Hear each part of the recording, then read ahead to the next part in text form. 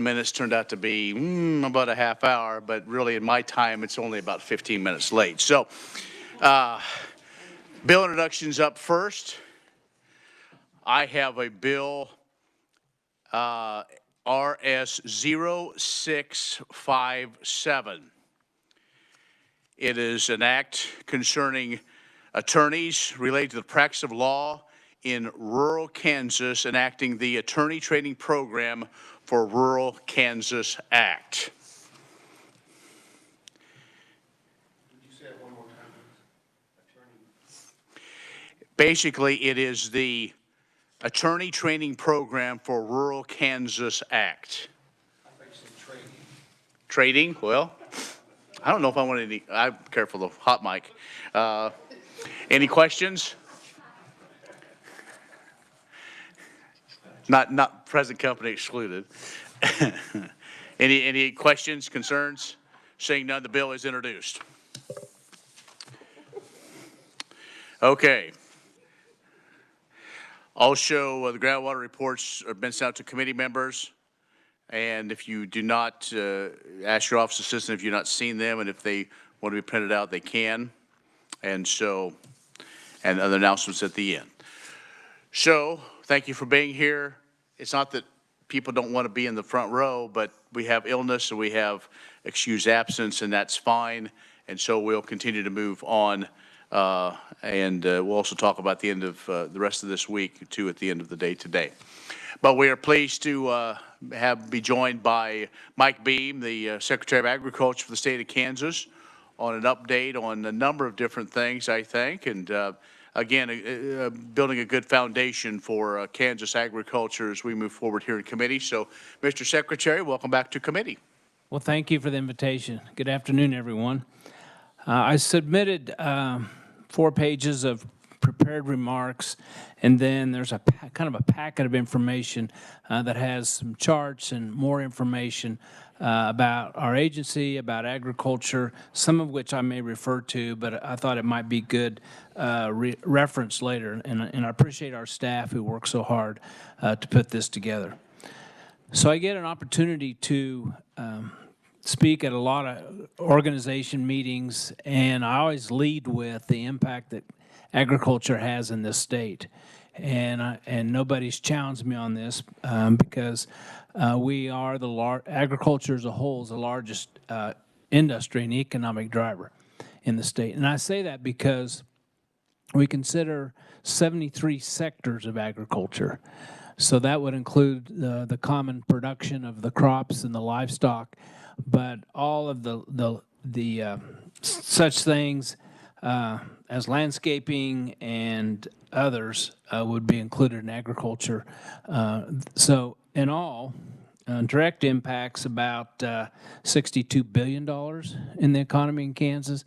And if you look at induced and indirect, you get up to $88 billion, or 260,000 jobs. That's 13% of the state's workforce is involved in those 73 sectors of agriculture. So not only is it important in Kansas, but we fare pretty well when you compare state by state to the other 49 states. In fact, we rank 7th in the total value of ag. Before the 22 ag census, we were 5th, but now we're behind California, Texas, Iowa, Nebraska, and then Minnesota and Illinois slipped ahead of us at the 2022 census. There's at the top of page 8 in the handout that's included.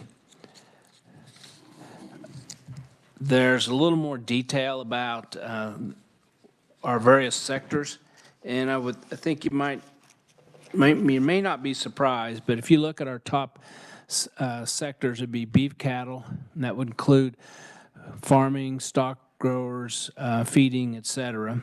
Animal slaughtering is 2nd, grain farming 3rd, meat processed from carcass, so that would be further processing, is 4th, farm machinery and equipment manufacturing, and what may surprise many people is the Yeah, the sixth one is dog and cat food. We're a big dog and cat food manufacturing state, and it only makes sense with our grain production and the byproducts from the processed meat. It makes it a good, very viable industry in the state. So that in my testimony, there's a title called Ag Exports, and we wanted to emphasize how important exports are to Kansas agriculture. So just like we're the seventh largest production as far as market value state, we are also the seventh largest ag exporting state when you look at value, about $4.6 billion. So that's about a third of all the exports of Kansas are considered ag exports. And there's a graph at the bottom of page 1 that shows you the largest commodities, meat and edible offals, number 1, and you go down to cereals, et cetera. Those are our large, the products that we export the most. Pages 12 and 13 of the handout provides a lot more detail about that. You will see there that who our big exporting countries are. So let me get the right page so I don't miss. So we export about 99 products, and the countries in order of importing from the United States would be Mexico's first, Japan, Canada, China, South Korea. They make up 80% of the U.S. agriculture, or actually Kansas ag exports. Mexico is first because a lot of the meat products that we don't readily eat in the United States, they're in big demand in Mexico. So what our agency does is work and partner with a lot of different entities. There's a lot of these trade organizations that have a presence in the export market, but we try to provide support to organizations like Food Export Midwest, the U.S. Meat Export Federation, U.S. Livestock Genetics Export, U.S. Grain Council, and then our national organization, National Association of State Departments of Ag, puts a big emphasis on helping expand exports. So I'll move in. The second category, or on page 2 of my prepared remarks, I go in and we have about 4 or 5 paragraphs on avian influenza. So it's my understanding that you had Dr. Smith here last week, and I think he went into this in much more detail, and I understand had a lot of questions. But I'll just say it's been a big emphasis or a big attention that we've had to address over the last year. And I think it just re-emphasizes the fact that once a year we spend 3 full days doing emergency exercise for animal diseases. Multiple state agencies, other states, federal agencies, private sector, and we just kind of play out a possibility of what happens if, in Iowa, foot and mouth disease shows up and then potentially traced to Kansas. What are the various steps that we would take and who would we work with?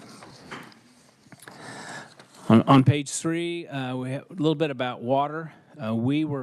Our folks were very much involved in all of the meetings and the planning and the collaboration on water this past year. In fact, we had a couple of staff members that went to each of those local consult meetings and helped with the facilitation of the 1,500 people that attended.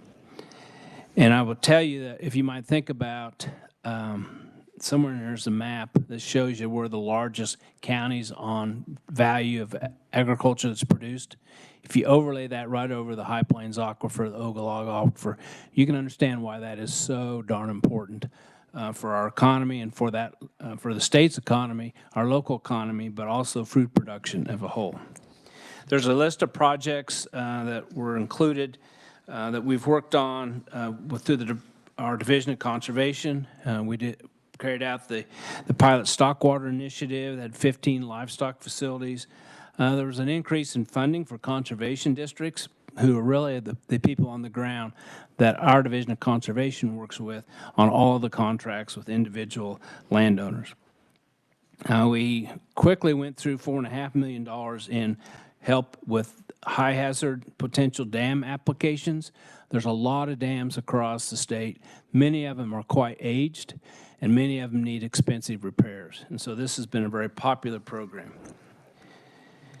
Also, just, soil health, cover crops, there's just a lot of other efforts that we've worked on through the Division of Conservation, all in part of the water plan. We also have done a lot with irrigation technology, cost sharing, and helping those adopt the most efficient technologies. And in fact, we are about to roll out a $25 million 5-year federal funded program called the Regional Conservation Partnership Program. So we'll be working with the groundwater management districts and the existing pool of funds that we use for irrigation technology and leverage that and hopefully make a big difference. We have 5 years to work through that program. The last section of my prepared remarks, I just wanted to alert you to some discussions that have been going on in circles, and I got invited to a couple meetings that people wanted us to kind of help sponsor. But there's kind of a really starting to be a groundswell among those who have grasslands as a part of their operation or maybe all of their operation. And they are starting to realize that we're losing the battle to the eastern red cedar and other woody vegetation species. In fact, from 1990 to 2022, we've lost almost 1 million acres of grassland that's been converted to tree cover. And there's a graph or a chart on the bottom of page 4 that kind of shows you where the rangeland loss has occurred. It's slow but persistent, and if you don't really pay attention to it, and if you come back 10 years or just a few years and look, and you'll see the explosion. And there's starting to be a lot of data that's collected and made available to look, at local areas and look at the percentage of tree cover and how that's grown. And it has many aspects. It's a loss of production of forage for cattle. But it also has implications for wildlife, and it also has big implications on water. There's tons of water that are soaked up through those trees that could otherwise be helping our aquifer and our streams. So we don't have any recommendations at this point. These ranchers want to continue to have discussions about how the state can help provide more visibility, education, and awareness of this. And maybe in the future have some ideas on how to move it forward. But it's something that's got the attention of a lot of folks that rely predominantly on grasslands. I'll just conclude by saying that it's a real honor to be in this role. We have lots of great staff that are very dedicated and, like I said, help me put all this stuff together. They just stand me up and let me talk about it. But we have a good crew, and tomorrow will be before the Budget Committee, and we can go through program by program, but basically with the various programs that we have, and I think there's a highlight of those probably on page 4, 5, and 6. But, we touch the lives of almost every Kansan every day. When you think about food safety, weights and measures, animal health, plant health, and many others, and water, of course. So at this point, Mr. Chairman, I'd be happy to respond to any questions or comments that you or the committee may have. Very good. Thank you so much. Okay, we'll start. Representative Slingensiepen. Thank you, Mr. Chairman. Tell me a little bit about cedar trees. And the only reason I'm interested in this is because when I drive down Highway 24 West, I look at all this land that's covered in cedar trees that used to be grassland. What is, I get the issue and what it is. The question is, it's a pretty easy tree to eradicate, right? In the sense that you cut them off at the base and they don't regrow, which Correct. Is great. And yeah. There's some amazing new equipment out there that you can attach on everything from a side-by-side to a tractor that just plows right through those things. So I guess my question is eradication of cedar trees on grassland, is that the issue that we're talking about? And is it funding for clearing that grassland? I'm just curious. Yeah. scope of the I issue would is. say that USDA and the Natural Resource Conservation Service have put forth millions and millions of dollars for cost share if landowners wanted to access. There's probably lines of people that didn't get the cost share that'll maybe have a chance in subsequent years. So there is some health cost share, but I think it's understanding and awareness. It also has, I think, an impact on who's owning that land. You know, are they depending upon the production of grassland for that operation, or is, in some cases, a recreation land? And there's a real conflict with those who have grasslands that want to just use it for recreation and actually want tree cover, and those who are trying to keep the prairie a prairie. So there's a lot of factors. Another factor is fires is one of the ways to control it. And as you get more people that move out in suburban areas, you know, we have a little tighter air control than we had, 25 years ago. And it's the liability. Some people are scared to burn. So, less fire, types of ownership, and the seed bed. We just have a lot of eastern red cedar and other trees. That seed has now been produced, and you just multiply every year. Thank you. That's helpful. Thank you very much. Thank you, Mr. Chairman. Representative Gardner? Thank you, Mr. Chairman. You didn't specifically mention it, but along with the red cedar, there's quite a bit of production loss to noxious weeds, particularly Sericea lespedeza. My question would be, what would your recommendation to the committee be? What kind of public policy do we need to help control these problems that are definitely impacting productivity in the state here? Well, like I said, I'm not in a position to give you any really specific policies yet because we need to vet that out more with ranchers. It's going to take a lot of resources to reclaim some of that's been overcome. And you're exactly right. It's not just eastern red cedar. It's other woody species. It's Sericea lespedeza, and it's old world bluestem. We've got several factors, and many of them. The cedar tree is the easiest. The rest of them is much more complex. So, I'm not ready today to give you any specific suggestions other than the folks that we're working with. We think more people need to understand what this is and how important it is. I think we just need to get more public awareness and support. But at some point, I expect we'll come back with more specifics. Representative Mennix?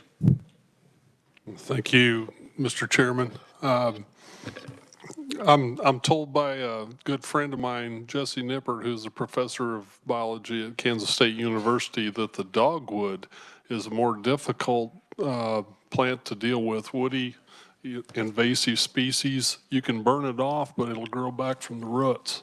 So you can't really kill the plant that way. You can just kind of keep suppressing. So your comments about the other woody species, there's lots of them, and they each take different type of management to deal with there. I want to know a little bit more about your food safety as you're inspecting food at the grocery stores and stuff, which would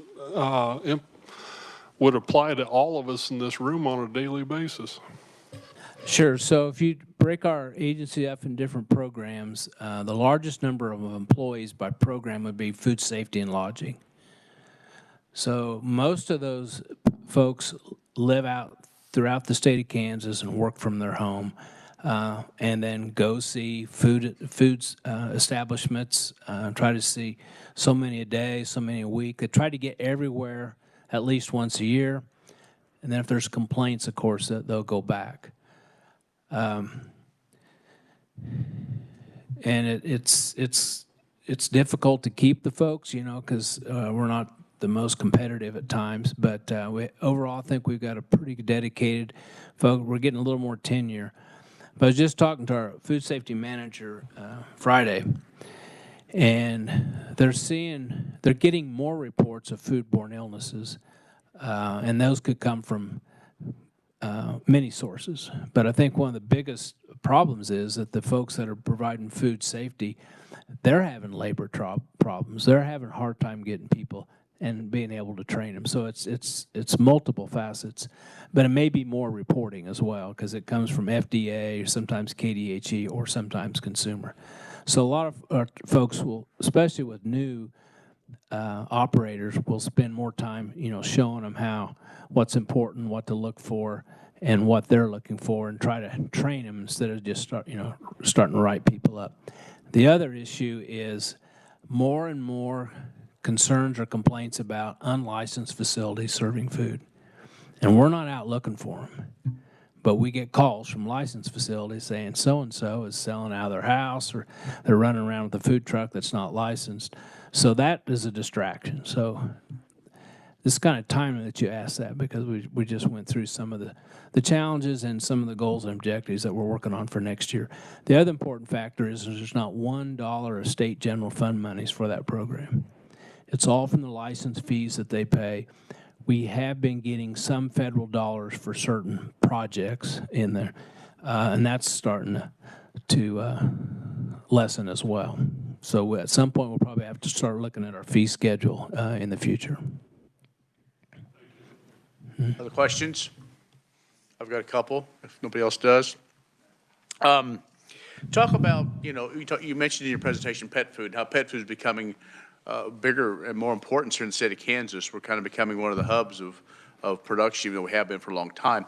How do you work with Commerce in bringing facilities in? Is that in their bailiwick or with your, kind of how does that work, and, what services does KDA provide?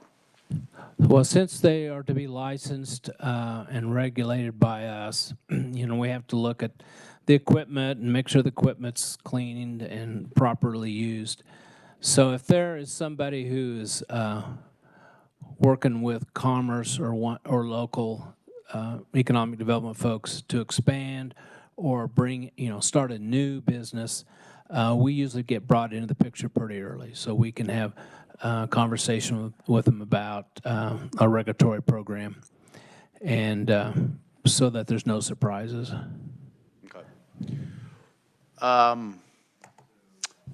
For too long, it's going to be fire season.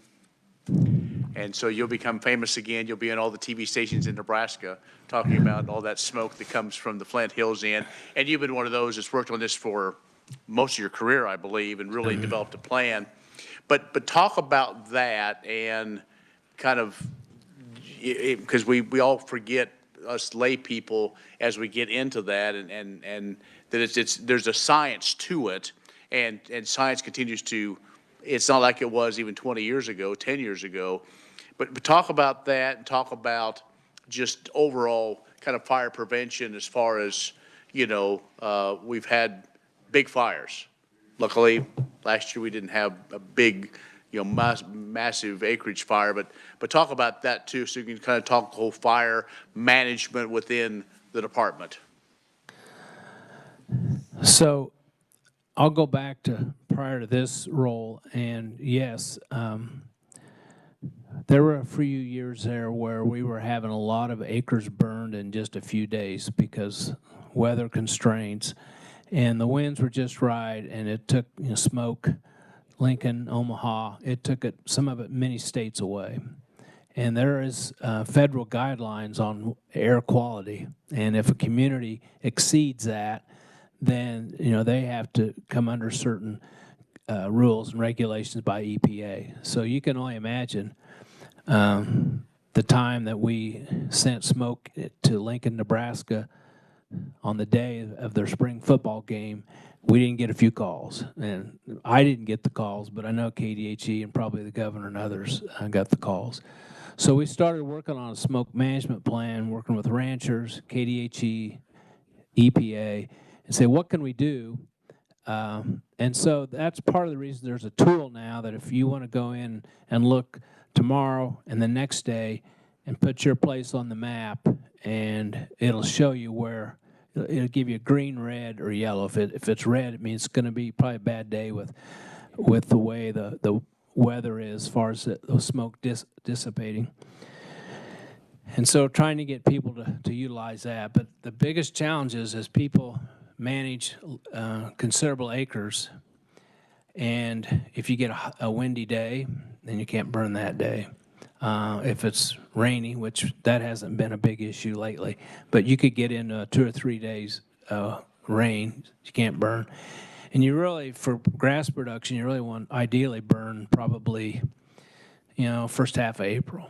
So if most people are trying to burn in that window and there's fewer days, some of those situations are going to occur. In recent years, there's been more research and more understanding that maybe we can burn earlier. So some people are starting to burn in March. And sometimes you can burn a little later, even though it might cut into your grass production, but you can get a hotter fire, say, in May, that won't be as difficult to control and really maybe do a better job of smoking out the trees. So there's a lot that people are talking. I was just in Lincoln last week when we were talking about the invasion of woody species, and I said, yeah, they're starting to burn more in Nebraska. There's more serious, because they have a very similar issue with cedars in eastern central Nebraska. So there's just more understanding about it. But I'm kind of rambling. I don't know, but we gotta work with EPA because their standards. Communities have to meet those standards. They can have a few days where it gets above it, but as long as there's not too many days. And then we'll go to the next question. So do you get clearance from do you get clearance from somebody, or is it, you put the rancher puts their, so there's really no coordinated effort, it's just a matter of following It's just a voluntary informational tool. I know that trade groups and others try to drive ranchers to go to that site. Usually there's pretty good exposure to it on the ag radio stations. It's voluntary, but we're hoping that people at least take it into consideration when they plan their burn. Thank you. Representative Roth. Thank you, Mr. Chairman, and thank you, Secretary, for being here in the presentation. Did I hear you say there were 500 dams that needed to be fixed? And if those dams are all, I was thinking what my limited knowledge of Kansas is there 500 dams that pose a risk to life and health of people in Kansas? Or is that just, there's so many of the big lakes that maybe need to have something done to them, but then you have smaller watersheds and smaller rainwater ponds with dams that need to be fixed? I was curious about that. Yeah, I probably misspoke if I said 500, but I will tell you this: there's more than 500, and we're in the top 2 of any state with the number of dams. A lot of those are small dams. Some of them would be considered high hazard if it's a certain size, and if there's residents below the dam or other factors. So I think there's more than 500, but some of them are over 50 years old, and some of them were designed for a life of 30 to 50. And so they need maintenance, they need to be inspected, the bigger ones. And of course the priority are those that are larger and are above an area that might be a danger to people. Those are the priority. All right, thank you very much. Thank you, Mr. Chairman. Representative Gardner, second bite. Thank you, Mr. Chair, and thank you, Mr. Secretary. You made mention the significance of agriculture exports to the economy of Kansas.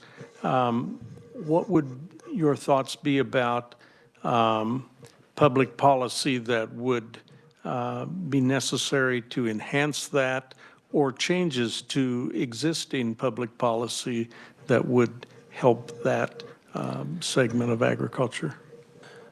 So I think the biggest game changer would be trade agreements. We haven't made any trade agreements here for quite a few years.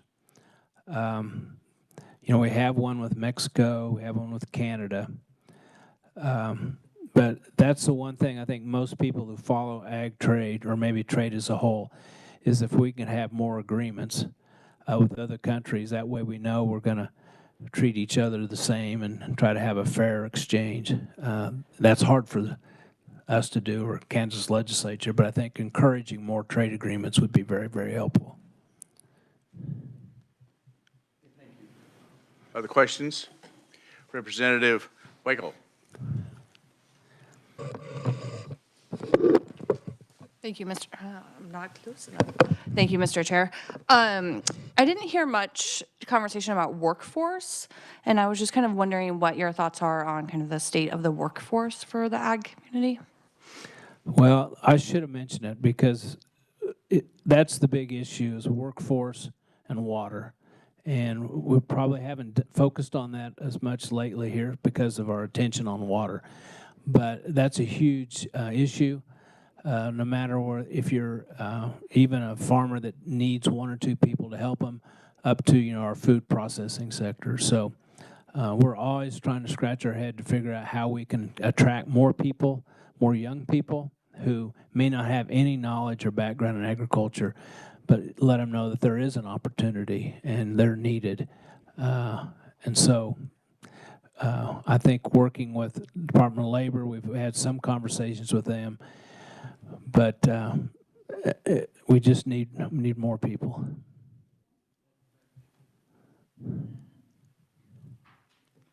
Thank you for that. I suspect that perhaps when you're talking about recruiting younger people out to, I would say Western Kansas, but any agricultural area, things like access to childcare come up as a critical issue that need to be addressed. And housing. That's what we hear the most about rural areas is childcare and housing. Representative Schlingensieben. I want to tag on that a little bit just because immigration's in the news. How